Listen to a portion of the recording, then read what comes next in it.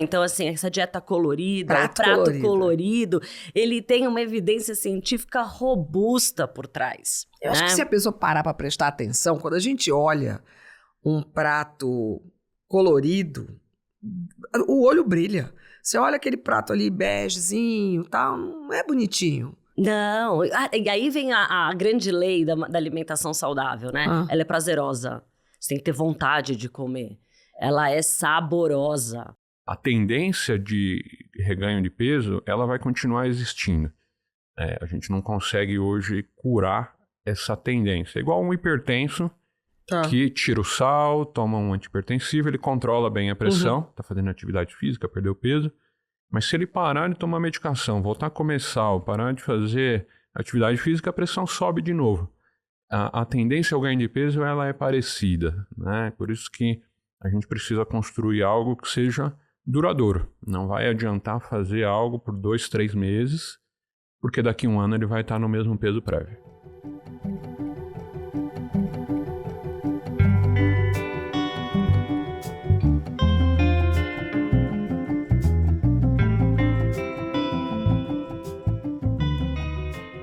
Curar, consolar e aliviar fazem parte do cotidiano dos profissionais da área da saúde.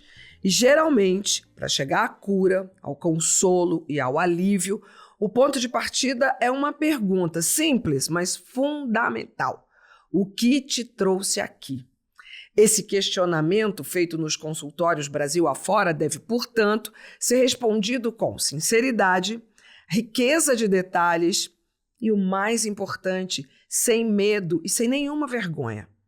Eu sou Astrid Fontinelli, jornalista e apresentadora, e esse é o Que Te Trouxe Aqui, um podcast e videocast criado pela equipe de comunicação institucional do Hospital Israelita Albert Einstein para promover a saúde por meio de histórias diversas e reais, e sempre com as recomendações dos melhores profissionais de saúde do país. No episódio de hoje, a gente vai falar sobre vício em dietas. E para tratar desse tema, eu estou aqui com a nutricionista Carolina Pimentel, especialista em medicina do estilo de vida. Seja bem-vinda, Carolina. Obrigada, Astrid. Agradeço o convite e a oportunidade. E eu também, porque sempre aprendo muito com vocês. Também está aqui comigo o Dr. Carlos Minani, endocrinologista do Einstein e coordenador do Grupo Médico Assistencial de Medicina do Estilo de Vida. Seja bem-vindo ao nosso podcast, Dr. Carlos. Muito obrigado, é um prazer estar aqui hoje. Vamos dar aula, né? Com certeza. O assunto de hoje está por toda a parte e a gente precisa mesmo de aula. Nas redes sociais, na televisão, nas revistas, nas conversas de elevador, no papo com amigos, todo mundo parece que conhece uma dieta milagrosa que faz perder peso rapidamente, sem tanto sofrimento, eu colocaria entre aspas. A pressão estética, que celebra corpos impossíveis, adoece a população. E não é de hoje. Nós, mulheres, sofremos em especial com padrões de belezas inatingíveis desde a infância, convivendo com comentários sobre o próprio corpo e comparações. Antes vinham de TV, das revistas semanais, e hoje pipocam pelas redes sociais. E tome vídeo e foto de pessoas magérrimas, bronzeadas, com dicas incríveis do que comer ou não comer, ou aniquilar completamente o cardápio para ter o tal do, entre aspas, eu repito, corpo perfeito. E um dos resultados disso são pessoas viciadas em dietas que não têm nenhuma base científica, com distorção de imagem e transtornos alimentares. É um problema triste, muito sério, e eu estou aqui com esses dois especialistas que vão nos ajudar a lidar com ele. E eu vou começar com o senhor, Dr. Carlos. Como saber que esse vício em dietas chegou num grau máximo de gravidade, deixando a pessoa com transtornos alimentares? Quais transtornos seriam esses? É a tal bulimia, anorexia? Existem vários transtornos que a gente pode entender, né? Então, a anorexia é um deles, a bulimia nervosa, o transtorno de compulsão alimentar periódica e mais recentemente, né, ainda não classificado como uma doença dentro do CID, mas e cada vez mais nesse contexto que você comentou vem aparecendo, existe a ortorexia, que seria esse vício em ter uma alimentação perfeita e que a gente entende como sendo um problema a partir do momento que aquilo traz algum sofrimento para a pessoa, né? Então, uma vez que você não consiga atingir aquela alimentação que foi entendida como ideal, isso passa a te trazer isolamento social, você não sente mais prazer com a alimentação, aquilo se torna algo que você vai gastar várias horas por dia se preparando e planejando, e a alimentação deixa de ser uma coisa prazerosa. Como tem que ser. Exato, e passa a ser um transtorno, né? Você sabe que eu tenho uma dúvida, que a pessoa leva um tempo para perceber que ela está com algum desses transtornos? Ou ela sabe, mas esconde socialmente isso?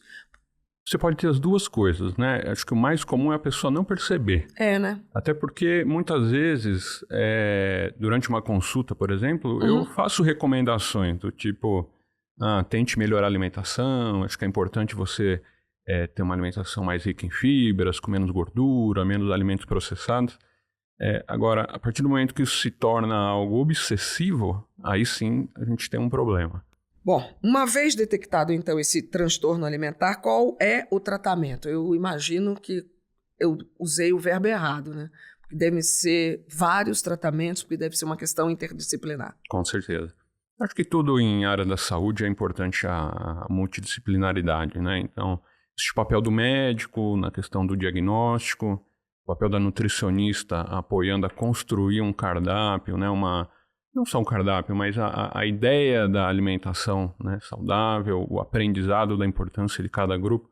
É muito comum dentro desses transtornos a pessoa, por exemplo, isolar totalmente um grupo alimentar, falar, não como mais carboidrato, por exemplo. A gente sabe as repercussões que isso vai ter adiante, né? Não só de carência de vitaminas, risco de osteoporose no futuro, mulheres que perdem muito peso podem até parar de menstruar, e até mesmo a parte de isolamento social, né? Você começar a ficar com medo de sair ou não querer sair, porque você acha que naquele local onde você irá, você não vai conseguir ter a alimentação como você quer. E isso vai te trazendo ali um prejuízo social que a gente sabe que é um dos pilares aí do estilo de vida. Bom, a gente agora tem que botar a sua área na roda, Carolina, porque são várias áreas, então, ajudando pacientes. Eu quero pedir para você, para a gente voltar ao tema, focar no tema da alimentação especificamente, antes dela virar uma paranoia que leva aos transtornos, que o Dr. Carlos já apresentou.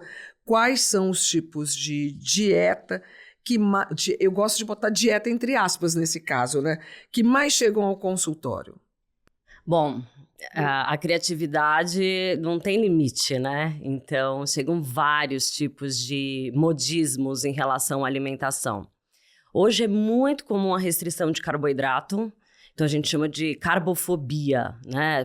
As pessoas estão com medo de comer carboidrato e é o grupo que mais se restringe. No passado isso veio de dietas que restringiam gordura e agora a nova moda é a restrição do carboidrato, né?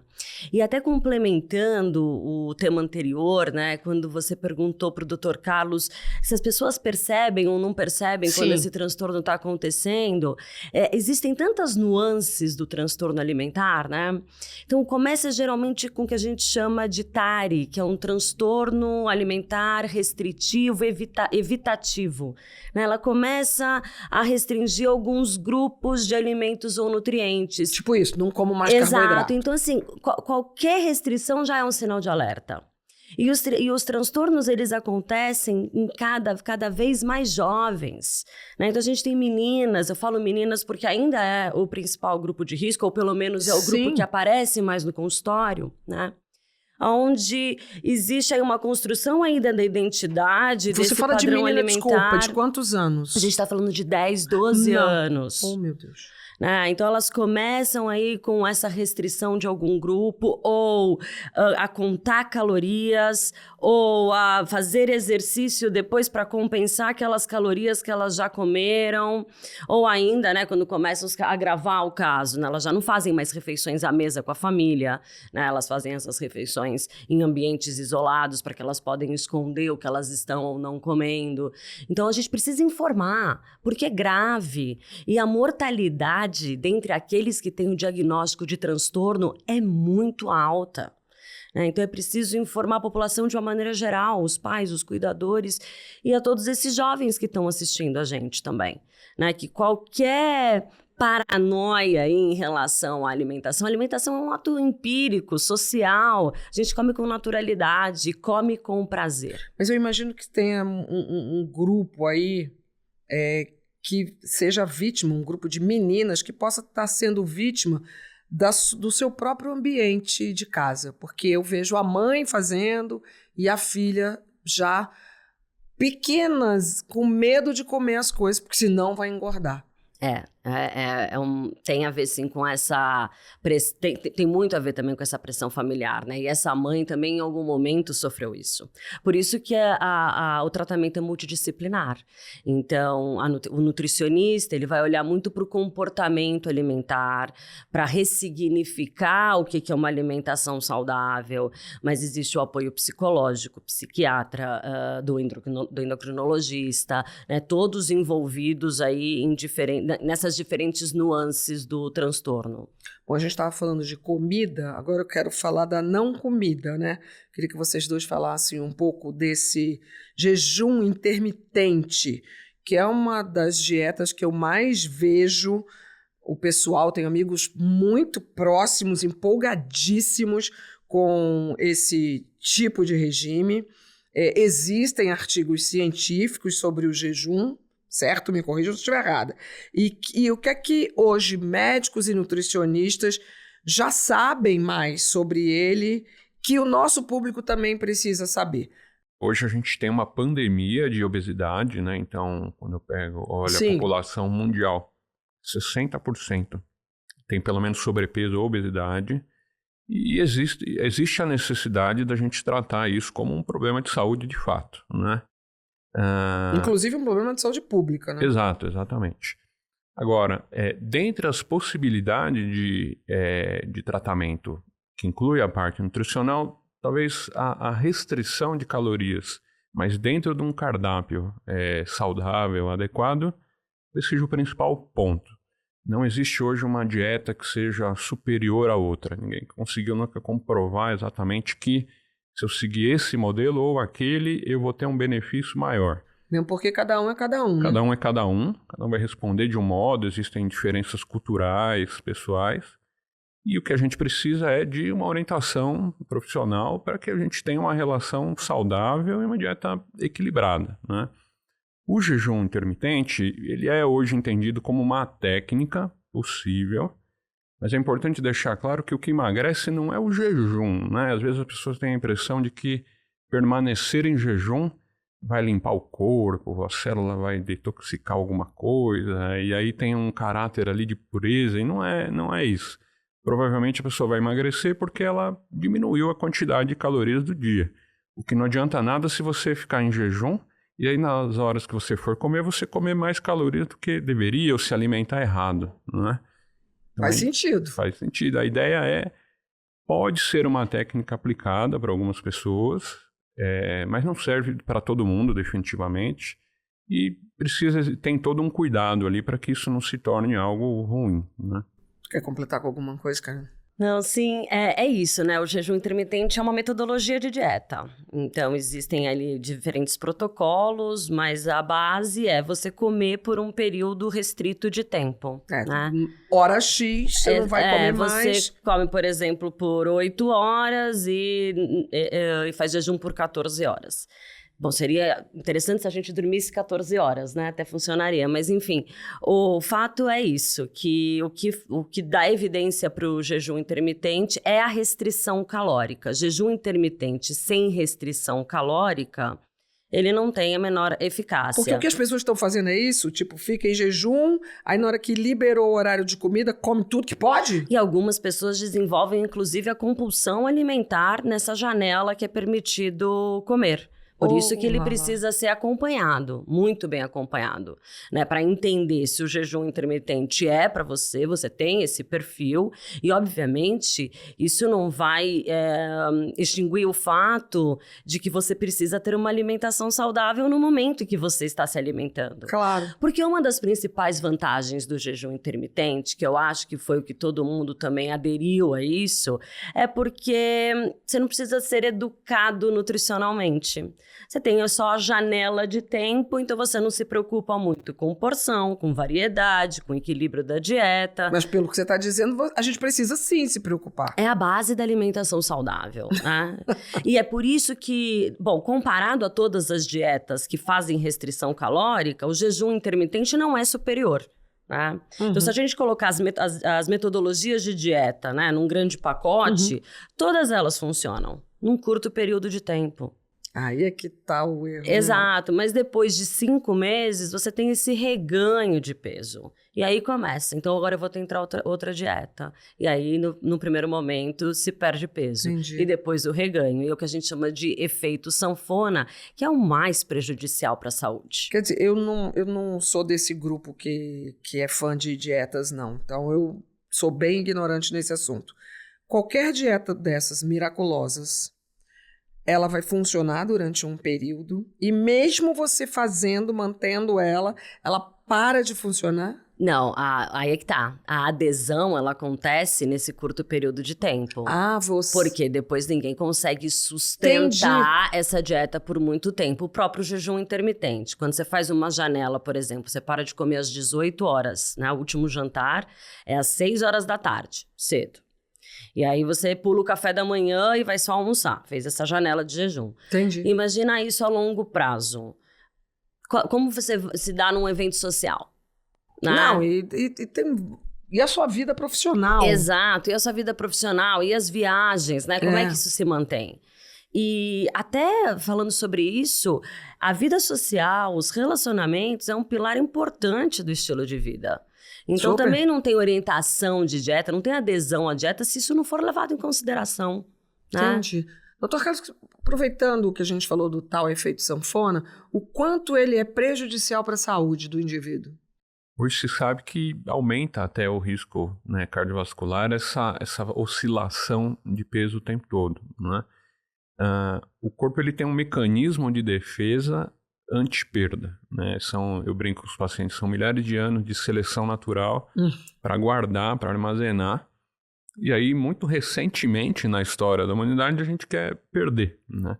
Então, na hora que você começa a perder peso, desencadeia uma série de mecanismos anti-perda, que inclui aumenta o apetite, diminui o gasto energético, tem hormônio que estimula a fome, que aumenta, para trazer o indivíduo de volta àquele peso que ele estava antes.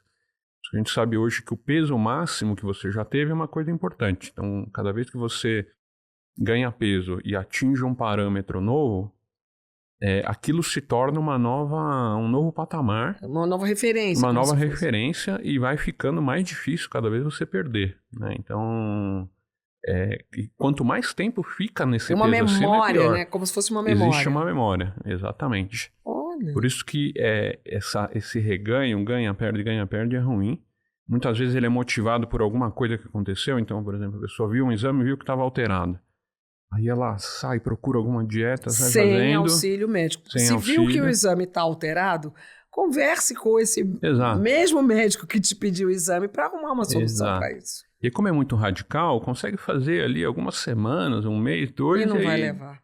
Desiste. É verdade.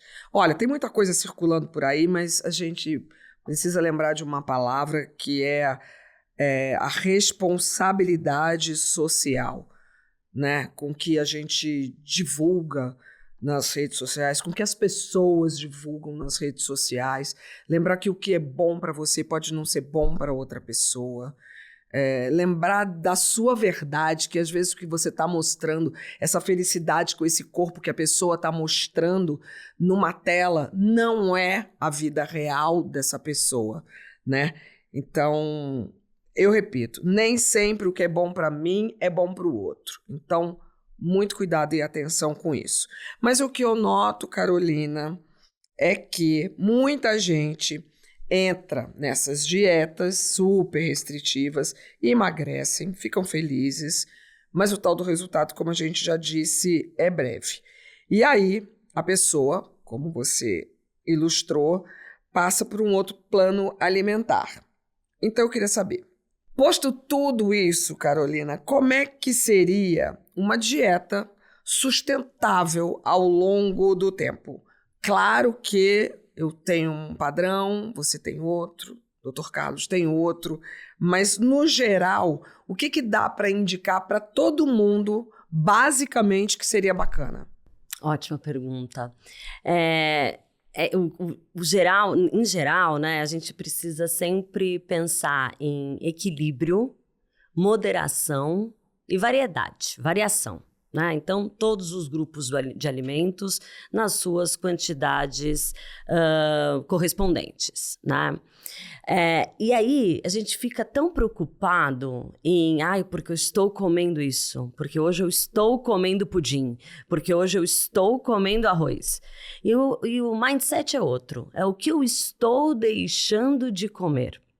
Porque aqueles grupos que mais trazem proteção à saúde e qualidade para a dieta são frutas, verduras, legumes, cereais integrais, grãos, sementes, castanhas, as oleaginosas. As maiores lacunas nutricionais, isso eu estou falando da população planetária, está justamente nesse grupo de alimentos. Então, antes de começar a retirar qualquer coisa da sua alimentação, a gente precisa pensar em incluir esses alimentos que notoriamente são positivos, que têm uma vasta cor, né? Então, assim, essa dieta colorida, o prato colorido, ele tem uma evidência científica robusta por trás. Eu acho que se a pessoa parar para prestar atenção, quando a gente olha um prato colorido, o olho brilha. Você olha aquele prato ali begezinho, tal, não é bonitinho. Não, e aí vem a grande lei da alimentação saudável, né? Ela é prazerosa, você tem que ter vontade de comer. Ela é saborosa, né? Então, são esses os parâmetros importantes, né? Você olha para o seu prato, ele tá colorido? Ele tá variado? Né? Você tá com vontade de comer? Ele tá gostoso? Porque, pensando nisso, tem dias que a gente não quer mesmo comer uma alface crua. Né? Ainda mais se não tiver aquela coisa, não tá temperada direito. Não, quem, né, que olha pra geladeira depois de um dia de trabalho e fala, brócolis, né? Isso não existe. Então, a gente quer comidas que trazem conforto. Por que não preparar esses alimentos também de uma maneira que tenha a ver com o seu hábito cultural, que tenha a ver com a história da sua família, que tenha a ver, né, com livros de receita aí da avó, né? Então, eu acho que é isso, é muita variedade, muita cor e sabor nas refeições. Isso é sustentável, né? Porque comer gostoso é uma coisa que a gente vai querer comer sempre. Amor, já me deu água na boca.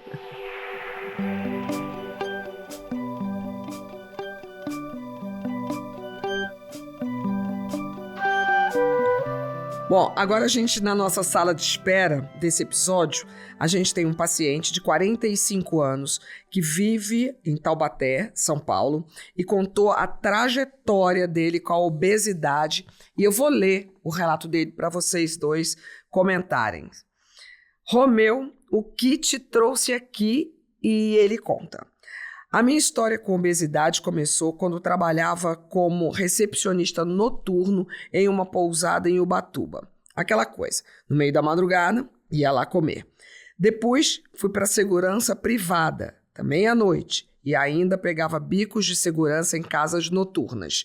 Saía do meu trabalho fixo e já pegava outro turno em outro serviço, ou seja, ficava 24 horas na ativa, ou até mais. Perdi muito aquela coisa do relógio biológico, de você tomar café da manhã de manhã, almoçar na hora do almoço e jantar à noite. Às vezes de manhã eu estava comendo uma bela macarronada. Meu sono ficou desregulado e isso me trouxe problemas psicológicos também. E eu só engordava. Decidi procurar uma outra profissão e virei corretor de imóveis. Comecei a caminhar 10 quilômetros por dia. Parei de comer pão e massas e emagreci bastante. Mas aí mudei para Taubaté. Perdi as caminhadas na praia e comecei a engordar tudo de novo. E uma coisa que eu sempre notei, eu fazia uma dieta, emagreci um pouco e quando retornava, engordava mais do que antes. Uma vez fui a uma endocrinologista e ela me receitou um remédio que me deu problemas seríssimos, crises nervosas horríveis. Precisei até de um psiquiatra depois. Hoje eu tenho a consciência de que eu não me alimento mais para resolver algum problema que eu tenho. Estou tendo muito mais prazer em cozinhar a minha própria comida. Tenho muito mais prazer em não colocar na minha alimentação produtos industrializados e minha saúde melhorou muito. Caramba, intensa, boa, né? A história do Romeu. É bom ouvir relatos que têm final feliz, né? Mas até ele ir tomando, eu fico imaginando, né? Consciência das próprias limitações, querendo, e aí conseguir mudar o estilo de vida para melhor, foi uma caminhada que não foi fácil. Eu imagino que longa, não é passe de mágica. Obesidade, como o Dr. Carlos já falou, é um problema de saúde pública, mas é possível ser revertido. Então, eu gostaria, doutor, que o senhor falasse um pouco mais sobre essa relação entre obesidade, o vício em dietas, por que muitas pessoas obesas passam a vida em dieta, se tem uma relação, como ele falou lá no começo, uma relação passional com a comida e como deve ser o tratamento para isso. Um ponto importante que ele conta, né, foi o gatilho ali, como o trabalho noturno, o estresse, a inversão ali do ciclo de sono e vigília. Cruel, porque, cara, é o trabalho que tinha, né? Nem Exato. todo mundo pode mudar de trabalho. Exatamente. Sabe, hoje existe uma predisposição genética, né? Então, não é todo mundo que trabalha à noite que adquire obesidade, mas existia já ali uma predisposição e o gatilho foi essa alteração do sono, a mudança do estilo de vida. Você vê que a partir do momento que ele muda e passa a trabalhar durante o dia e ter uma atividade física mais regular, ele consegue compensar esse quadro a ponto de perder 10 quilos, né, como ele conta. O exercício, por exemplo, a gente sabe hoje que ele é uma grande ferramenta, mais do que te ajudar a perder, ele é uma ótima ferramenta para ajudar a manter o peso perdido. Então, uma pessoa que não se exercita, faz uma dieta, perde peso. E aí é muito comum que a hora que chega no peso desejado, ele para, né, aquela dieta. E muitas vezes para a atividade física, porque ele entende que aquele ponto é onde ele tinha que chegar, a chance de reganhar é muito grande. Na verdade, o que a gente tem que olhar ok, fiz a primeira fase, cheguei num peso mais adequado, mudei meus hábitos para melhor, agora eu preciso manter para que a gente consiga levar isso a longo prazo, né? A tendência de reganho de peso, ela vai continuar existindo. A gente não consegue hoje curar essa tendência. É igual um hipertenso que tira o sal, toma um antihipertensivo, ele controla bem a pressão, está fazendo atividade física, perdeu peso. Mas se ele parar de tomar medicação, voltar a comer sal, parar de fazer atividade física, a pressão sobe de novo. A tendência ao ganho de peso ela é parecida, né? Por isso que a gente precisa construir algo que seja duradouro. Não vai adiantar fazer algo por 2, 3 meses, porque daqui a 1 ano ele vai estar no mesmo peso prévio. Agora eu vou te apertar um pouquinho, porque eu tenho certeza que no seu consultório aparecem pessoas que estão amarradas num estilo de vida. Foi aquilo que eu falei, nem todo mundo pode se dar ao luxo de falar não vou mais ser segurança à noite. Né? Aconteceu alguma coisa que ele muda de cidade e aí consegue mudar de profissão. Como é que faz uma pessoa que realmente tem uma vida desregrada? Existem várias técnicas para tentar ajudar a pessoa. Talvez uma das mais importantes seja você começar um passo de cada vez, né? Então eu não vou conseguir pegar o meu e falar, você vai trabalhar então de dia, agora você vai comer bem, você vai fazer 2 horas de atividade física, quem fuma parar de fumar, é muita informação, é muita mudança ao mesmo tempo. Mas talvez se a gente conseguir propor, olha, vamos com o primeiro passo tentar fazer um ajuste de você, uma vez por semana, começar uma atividade de caminhar na praia. Aí a gente estabelece essa meta e na próxima consulta ele volta e conseguiu realizar. Aí você vai lá e mexe em mais alguma coisa. Indo passo a passo, óbvio, não é fácil. Não é fácil e é longo, como eu tinha dito. É longo, né? Mas é por isso que a gente precisa ter um vínculo e um acompanhamento a longo prazo. Mas esse longo pode ser para sempre, né? Então, acho que o custo-benefício pode compensar. Agora, Carolina, não tem jeito. O estilo de vida da pessoa é desorganizado, o sono é atrapalhado por conta disso. Como é que dá para fazer com a nutrição? Tem alguma luz assim no fim do túnel? Ai, se não tivesse, eu teria que mudar de profissão, né? Porque sempre vai ter, o que né? eu vim fazer aqui, né? Sempre vai ter. E, sobretudo, quando a gente entende, primeiro, que a obesidade ela é uma doença multifatorial. Ela é complexa. Tratamentos complexos não têm solução simples. E aí, dentro da abordagem da medicina do estilo de vida, a gente enxerga a alimentação como um dos pilares do estilo de vida. Você vê que o Romeu cita vários aí. Ele cita o sono, a atividade física, a alimentação, o caminhar na praia, que não é só atividade física, tem um contato com a natureza importante. Né? Os gatilhos que o levou a entender que ele precisava mudar. Então, o estilo de vida ele é composto por diferentes alvos que podem e devem ser alvos terapêuticos e que funcionam numa engrenagem muito perfeita. Um vai puxar o outro. O que a gente precisa entender, ajudar e acompanhar é qual vai ser essa isca. Né? Que vai começar a mudança do estilo de vida. Muitas vezes não é pela alimentação, né? Mas pode ser por uma rede de apoio, pode ser ele encontrar um grupo ali que começou alguma atividade, ou quando eu falo atividade, não necessariamente é física, né? Com qualquer atividade que ele se identifique, ali começa uma outra percepção, uma outra consciência sobre o estilo de vida. Estamos falando de alguma coisa que seja uma espécie de higiene mental. Estamos falando de alguma coisa que de fato faça sentido para ele mudar. Porque emagrecer por emagrecer, pra gente caber num vestido, pra gente ir pra uma festa de casamento, isso não faz sentido na vida. Né? Qual é o seu propósito? Essa meta que a gente chama de uma meta SMART, né? Que ela pode ser mensurável, atingível, mas que, acima de tudo, é muito significante para você. E é o passo a passo, como o Dr. Carlos falou, né? O tratamento da obesidade, ele é longo e ele é por uma vida toda. Então, tem que ser devagar e passo a passo. E para alimentação, a mesma coisa. Né? Se a gente começar restringindo, a chance de eu perder esse paciente é muito grande. Rapidinho. Exato.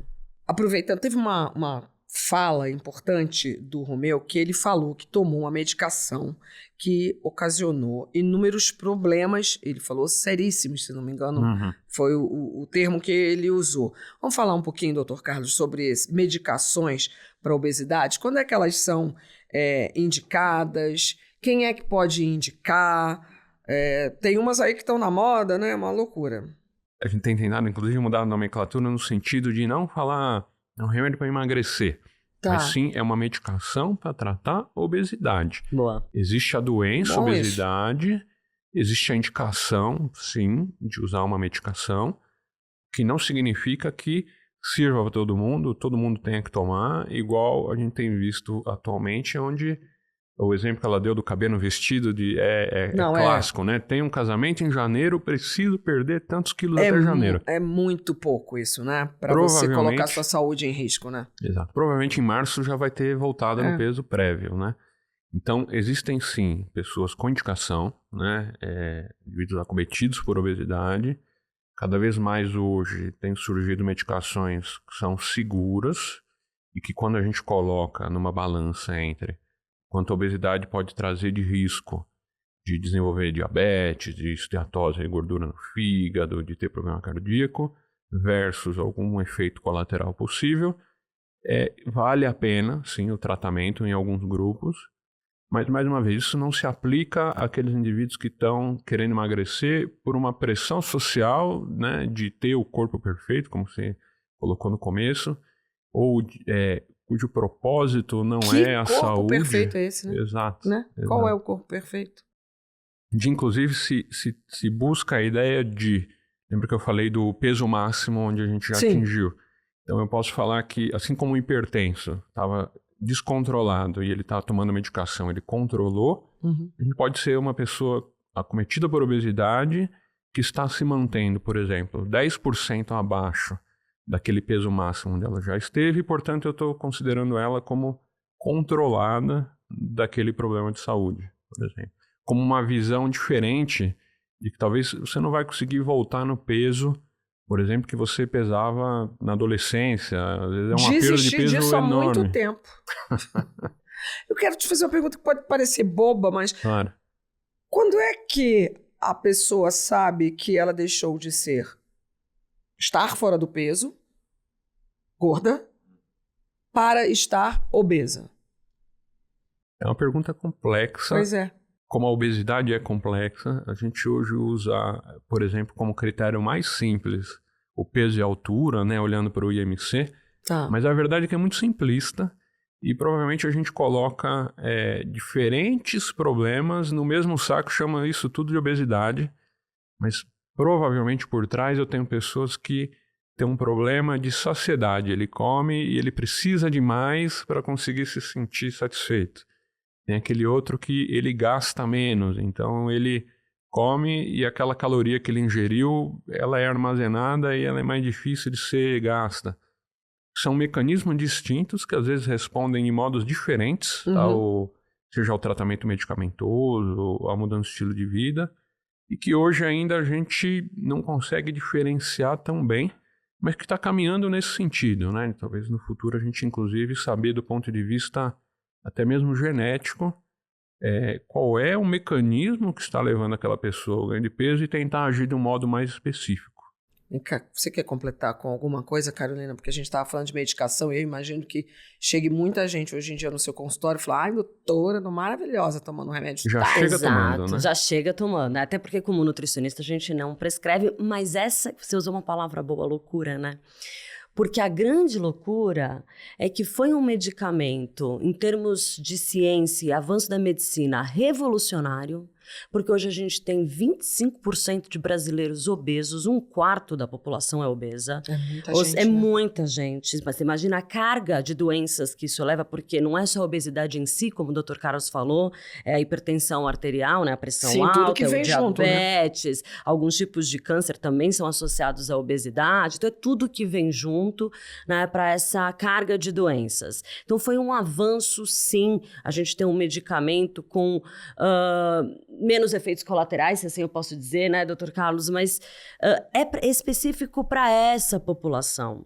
A loucura é que eu chego no meu consultório, eu ainda não peguei nenhum paciente obeso que estivesse tomando essa medicação. São todas, daí de novo, mulheres, porque é o meu ambiente ali, né? Eu recebo muito mais mulheres. Mas todas com IMC dentro da faixa de normalidade. Nenhuma com diabetes, nenhuma com a glicemia alterada, né? Todas ali sem indicação para medicação. Então, assim, tá bom, então já que você, né, tá fazendo isso, vamos trabalhar o que deve ser trabalhado, que é a educação nutricional. Faltou falar essa palavra ainda aqui, né, esse termo, né? Orientação, educação nutricional. É isso que é a pílula mágica que todo mundo quer, né? É você se educar nutricionalmente e estar confortável com isso. Dentro dessa história de grupo de risco, né? Então as mulheres são mais, né, tem essa pressão maior. Sim. Dentro da história de vício em dieta, atletas é uma coisa que a gente acaba vendo bastante. E muitas vezes no atleta a gente enxerga, ele próprio enxerga isso como sendo algo desejável, já que ele está tentando buscar ali um alto desempenho e tal, mas a partir do momento que tem uma validação, né, para ele, né? Exato. A partir do momento que sai de ser algo saudável, uma relação boa com a alimentação, e passa a ser algo que traz um prejuízo, onde ele se sente mal se ele não conseguir fazer exatamente aquilo que ele tinha se proposto, onde ele não consegue ter a flexibilidade de ir num evento social, no aniversário, e conseguir interagir ali porque está fora do que ele Eles entende. Eles não se incomodam, eles levam marmitas. A partir desse momento, isso se torna um problema. Né? E essa conta vai chegar, né? Porque se você não está comendo todos os nutrientes vindo de uma variada gama de alimento, essa conta também vai chegar lá na frente. Então, você pode ser um atleta de ponta, mas... Sim. É um fenômeno também que a gente conhece como fome oculta. Né? É quando muitas vezes existe ou o excesso de peso ou a escassez, a magreza excessiva, mas o ponto principal é justamente a carência de vitaminas, principalmente, vitaminas e minerais. Fome no sentido de que está faltando coisa dentro de você e você não sabe. E aí, se a gente for pensar também, né, hoje no Brasil a gente tem um índice tão grande de insegurança alimentar, né, de pessoas que não sabem se vão fazer a próxima refeição. E a gente aí tendo uma grande parcela da população que restringe a alimentação sem nenhuma indicação ou por pressão, né? Então, eu acho que o caminho é longo e a informação passa por isso. Olha, a gente tem mais uma pessoa na nossa sala de espera, não gosto de atrasar a consulta, nesse episódio, que é a Valéria, uma manauara de 30 anos, que sofre com anorexia e bulimia. Então, a gente vai ouvir a história dela e depois vocês comentam. Valéria, então, que te trouxe aqui e eu vou ler o que ela contou. Minha história com os distúrbios alimentares começou quando eu tinha 10 anos. Eu sofria bullying no colégio por ser gordinha. Eu nunca, desde que me entendo por gente, aceitei o meu corpo. Isso me fez desenvolver distúrbios alimentares, anorexia, bulimia e ortorexia. Então, ao longo do tempo, eu comecei a emagrecer demais e cada vez mais eu fazia dietas loucas da minha cabeça. Com o passar dos anos, quando eu cheguei por volta de 20, comecei a faculdade de odonto e as coisas foram ficando cada vez piores.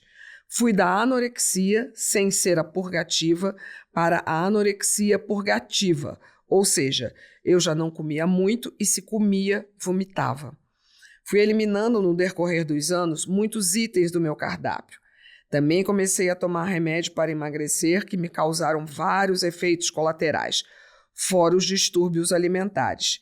Eu tenho um distúrbio de personalidade, borderline. Então, quando eu não conseguia emagrecer, eu me mutilava, descontava em mim, porque eu queria estar em um padrão de peso que eu estipulei na minha cabeça, mas que não conseguia atingir. Até que eu cheguei a pesar 30 quilos. Comecei a ter desmaios, tinha ataques epiléticos quando desmaiava. Tive muitas crises de ansiedade.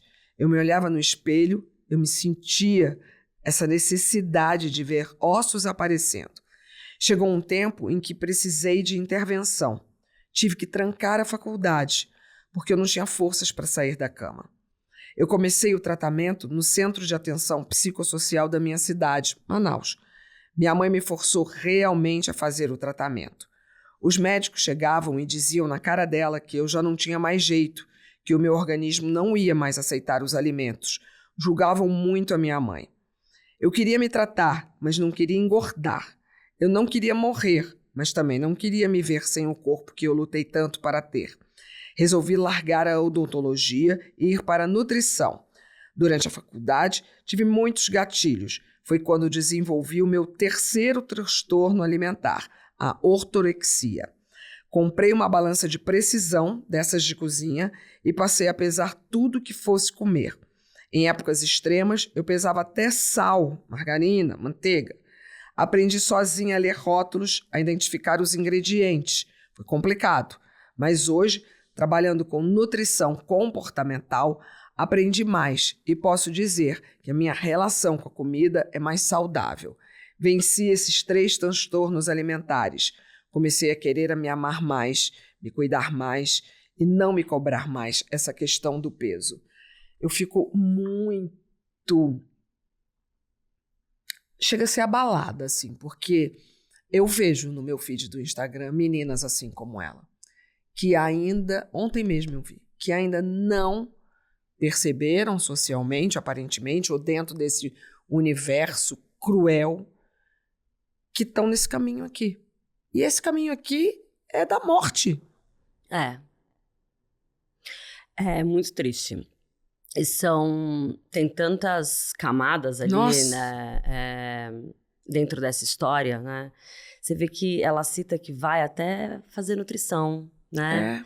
E que os gatilhos, porque na faculdade de nutrição, as ferramentas que a gente usa para analisar dieta é justamente pesar, saber as quantidades de nutrientes de cada um, né? Mas isso é uma ferramenta profissional. Eu não uso isso para comer, né? Sim. Eu não vou ao restaurante, eu peço uma porção de carboidrato com licopeno, né? Então, daí ela diz que encontra, né, a nutrição comportamental, que é justamente aí uma das também, né, de ferramentas de assistência nutricional, que é trabalhar o comportamento, a relação que você tem com a alimentação. Porque não é o alimento que tem que ser saudável, é a sua relação com a alimentação que deve ser saudável. Né? Então, e de novo, ela traz a figura da mãe, e depois a mãe é a grande culpada, né? Então, tem tanta coisa que a gente precisa rever aí nessa história enquanto sociedade. Né? Nessa trajetória de vida, enquanto sociedade, porque isso começou ali na escola sendo chamada de gordinha. Exato. E aí ela passa a ser aceita quando ela emagrece. Então são os estereótipos também. A culpa também é nossa. A culpa é de todo mundo. A culpa é de todo mundo. E ela não encontrou essa cura, né? É uma luta, acho que constante, é uma né? vigília constante. Porque a única coisa que não passou no testemunho dela é pelo um cuidado com a saúde mental. Aí a gente volta lá no nosso começo, né? As interdisciplinas que vão cuidar de um caso. E como qualquer doença, o diagnóstico precoce, né? Como que a gente pode identificar precocemente os sinais do transtorno? Porque esse é um relato de um caso avançado. Você vê que ela conta que ela desenvolve primeiro um tipo de transtorno, depois evolui para outro, depois de não sei quanto tempo ele evolui para outro, até que ela termina na ortorexia. Né? Então, o diagnóstico precoce também é importante para que o tratamento seja mais eficaz. Nossa, eu queria de verdade agradecer a Valéria por essa história. Triste, eu fui lendo, sabe assim, triste, forte, mas com vontade, né? Acho que essa está com vontade de se curar, de se tratar, de estudar, acho que, sobretudo, de se amar. Então, a gente deseja, Valéria, tudo de melhor para você aí nessa caminhada. Doutor Carlos, eu queria que o senhor falasse um pouco também aí desse caso. E também eu queria que o senhor colocasse na sua fala um pouco de como as pessoas que estão ao redor podem identificar que aquela pessoa está com anorexia ou bulimia. Aliás, a gente também podia explicar o que é cada uma, né? Porque tem muita gente que não sabe. Chama anoréxico de bulímico, bulímico de anoréxico, e vai fazendo o maior bolo aí na história. Né? Perfeito. É complexo mesmo. É um tema que, como toda a medicina, não é exato, né? Mas a gente entende que a anorexia, ela é composta, né, por só tem um desejo de perda de peso, um medo muito grande de reganhar, e isso acaba levando a uma distorção da autoimagem. Então, ela se enxerga, de fato, muito acima do peso que ela realmente está, sendo que um dos marcadores que se usa para tentar entender a gravidade é justamente o peso para a altura. Ou seja, quanto mais magro, né, quanto menor o IMC, mais grave o quadro. O que a Valéria conta foi um quadro muito importante. Né? Chegou a pesar 30 quilos, ok, a gente não sabe a altura dela, mas é uma mulher adulta. Não, ela tem outra fala, ela diz que o importante era ver os ossos aparecendo. Sim, sim. Exato. Então tem essa distorção. Mas aí ela olha no espelho, ela acha que ela tá gostosa. E a mãe, ou a amiga, ou o namorado, ou o companheiro tá falando, você tá muito magra. E ela fala, não. Ela não enxerga de fato, por isso que se encaixa como um transtorno. De verdade, ela não percebe. Não percebe e exige uma terapia com psicólogo, com psiquiatra, por longo prazo, para manter esse trabalho de conseguir se enxergar do modo mais adequado. Né? A bulimia, por outro lado, ela é composta por... Eu tenho um episódio de compulsão. Geralmente essa compulsão ela dura um período onde a pessoa ingere uma quantidade muito grande de alimentos, maior do que seria compatível com onde ela está. do tipo ceia de Natal não conta, né? Tá todo mundo comendo muito. Tá bom. Mas é um episódio, ela tem uma sensação de perda de controle, ela não consegue parar de comer, muitas vezes leva a comer inclusive alimentos crus, gelado, abre a geladeira e misturas absurdas, frente, velocidade nessa comida, eu imagino. Rapidez. Isso muitas vezes, no caso da bulimia, é seguido por um comportamento purgativo, onde a pessoa vai lá e usa um laxante, um diurético, vomita, para tentar se livrar daquelas calorias que ela ingeriu. Mas esse purgativo também está ligado à anorexia. Ele também pode existir na anorexia, que é essa coisa da punição depois, né?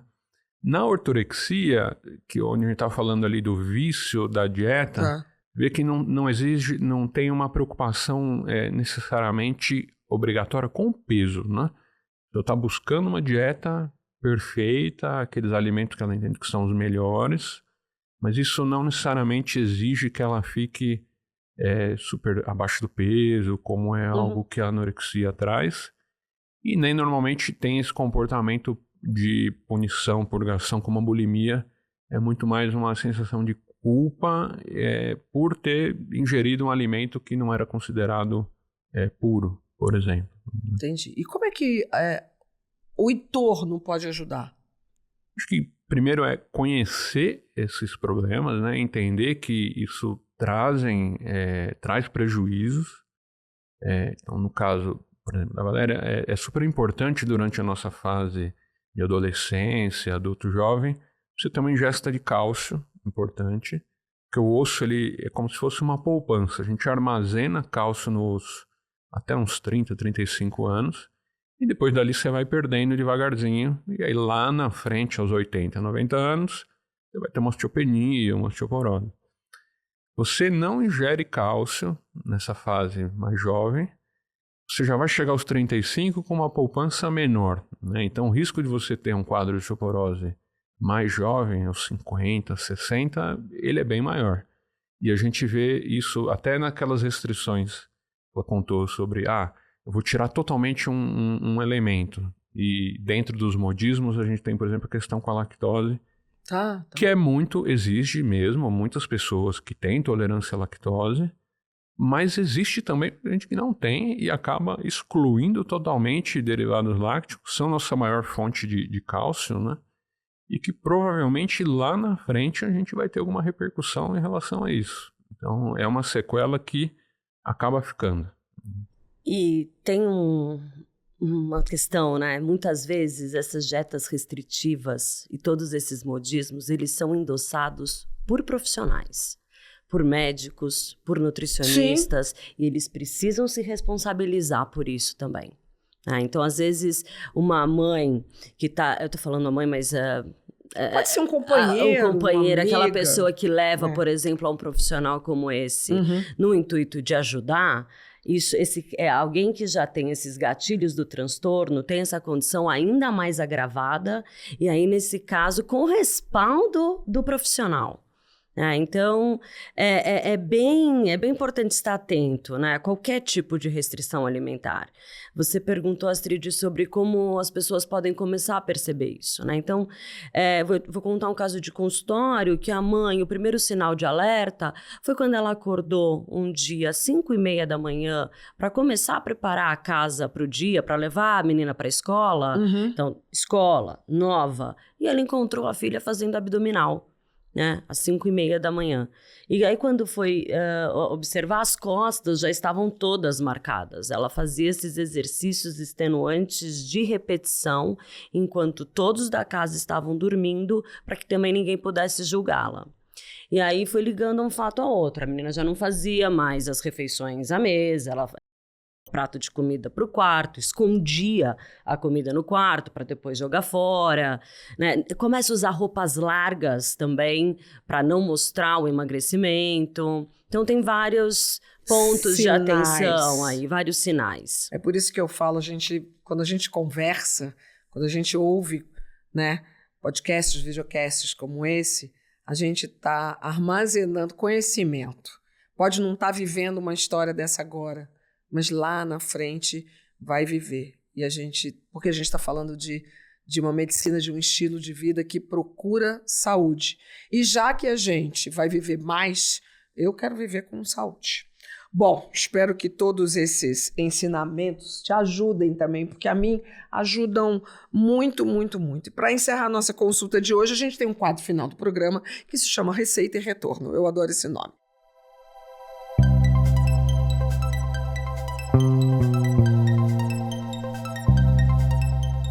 E é nesse tempinho, Carolina, Dr. Carlos, que vocês vão talvez fazer um resumo ou falar alguma coisa que seja importante, que eu não perguntei ou vocês não falaram. Quem começa? Ladies first. Por favor. Obrigada. Eu acho que o importante é dizer que não existe alimento do mal e alimento do bem. Existe um padrão de alimentação saudável, onde tudo aquilo que você gosta é permitido, né? Dentro das porções adequadas, com equilíbrio e com muita variedade. Então, se respeite a relação que você tem com a alimentação e a pele em que você habita, né? Esse é aí um dos primeiros passos para a gente ter uma vida longeva, feliz e com saúde. Eu quero.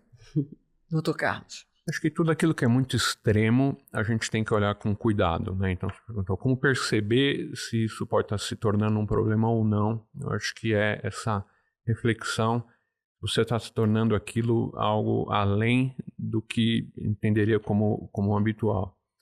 Além disso, sempre tomar cuidado com coisas que são milagrosas ou que só aquela pessoa sabe fazer aquilo ou que só aquela receita vai funcionar. E, por último, procurar sempre fontes seguras, né, de informação, porque hoje sabe que a quantidade de dados é imensa, muitos deles, às vezes, com informações incorretas, e a gente saber onde procurar é algo muito importante. Não é fácil esse saber onde procurar, mas eu tenho uma pista de que não é em rede social de influencer, entre aspas.